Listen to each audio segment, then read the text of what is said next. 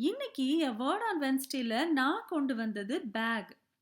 ஏதோ ஒரு பெரிய ப்ராப்ளம் நீங்க ஃபேஸ் பண்ணிட்டு இருக்கீங்களா? உங்களோட பேக்ல burden, fear, guilt, anxiety, worry இப்படி எல்லாத்தையும் நீங்க சுமந்துட்டு இருக்கீங்களா? யாருமே இதிலிருந்து உங்கள வெளியில கொண்டே வர முடியாது அப்படின்னு நினைச்சு நீங்க ரொம்ப கவலையா இருக்கீங்களா? உங்களால இப்ப முடிஞ்சதெல்லாம் அழுறது மட்டும்தான் அப்படின்னு நினைச்சிட்டு இருக்கீங்களா? கிங் டேவிட்க்கும் உங்கள மாதிரியே ஒரு பெரிய ப்ராப்ளம் வந்தது. கோலியாத் அப்படின்னு சொல்லி. ஆனா, அவரு நம்மள மாதிரி இந்த பர்டன், ஃபியர் அதெல்லாம் அவரோட பேக்ல கொண்டு போகல. கிங் டேவிட் அவரோட பேக்ல என்ன கொண்டு போனாங்க அப்படின்னு தெரிஞ்சா, நாமளும் நம்மளோட பேக்ல அத கொண்டு போயி கோலியாத் மாதிரியான பிரச்சனைகள மேற்கொள்ள முடியும். அப்படிதானே?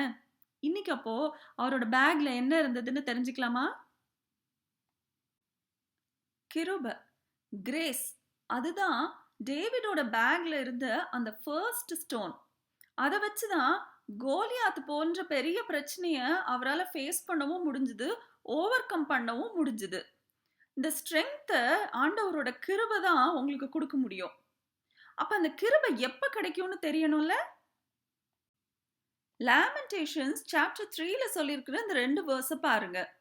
நாம நிர்மூலமாகாம இருக்கிறது ஆண்டவருடைய கிருபையும் இரக்கமும் தாங்க. எஸ், எவ்ரிடே மார்னிங் இந்த ஸ்டோனான கிருபைய உங்களோட பேக்ல எடுத்துட்டு போறதுக்கு மறந்துடாதீங்க. கோலியாத் மாதிரி எவ்வளோ பெரிய பிரச்சனை வந்தாலும் நீங்க இனிமே அழறதுக்கு தேவையே இருக்காது. உங்களோட பேக்க மார்னிங் ஆண்டவருடைய கிருபையினால நிரப்புறதுக்கு மறந்துடாதீங்க. ஓகே?